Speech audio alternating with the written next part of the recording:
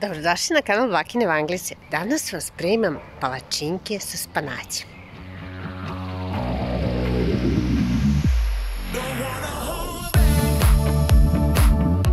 Želim da vam pokažem kako se prave ove sjajne palačinke sa spanaćem i heljinim brašnom.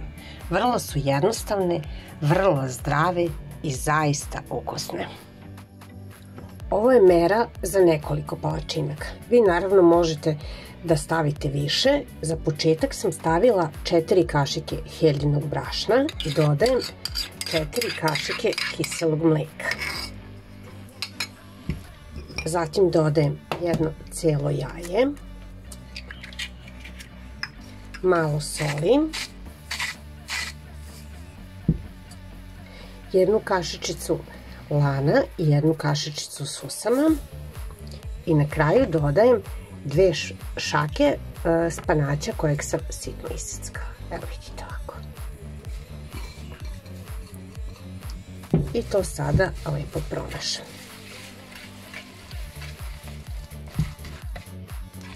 Kao što možete da vidite, dobili ste jednu lepljivu masu koju ću da dodam i jednu kašiku maslinovog ulja. I to lepo sve promešam. Stavila sam tiganj da mi se greje. Smesa mi je tu, pripremila sam tanjir u koji ću da stavim palačinke. I palačinke možete da vadite sa kašikom, ne treba vam kutlača.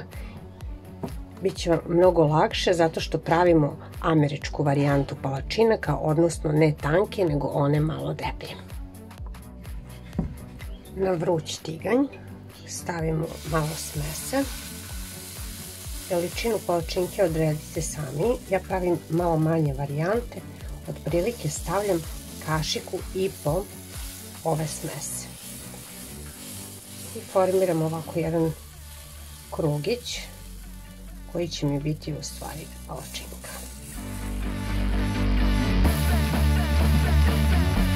Nemojte palačinke da pečete na najjačoj vatri.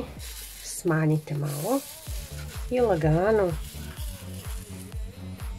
okrenite palačinku i na drugu stranu. I to je sve.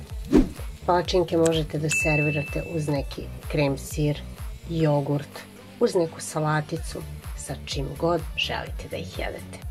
I uživajte!